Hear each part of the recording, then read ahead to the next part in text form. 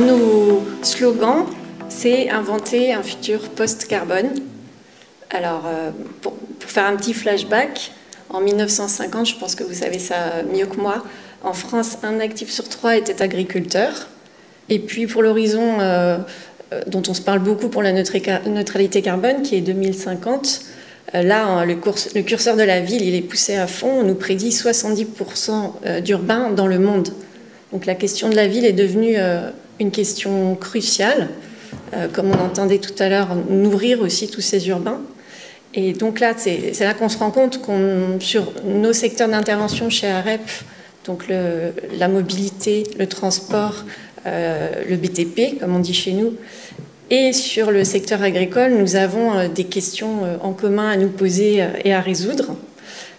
Et donc vous voyez sur ce petit histogramme là, que j'ai piqué au site du ministère de la Transition écologique et solidaire, les secteurs sur lesquels AREP intervient, quand on les additionne, ça représente environ 50% des émissions totales de gaz à effet de serre. Ce qui fait que nos patrons nous disent souvent, c'est énorme, en agissant dans vos projets, s'ils sont vertueux, vous avez la main sur 50% des émissions des gaz à effet de serre. Et donc si on ajoute le secteur de l'agriculture, le curseur monte encore, on est à 68%, donc voilà, ça peut être une source de motivation pour s'engager sur des projets les plus vertueux possibles.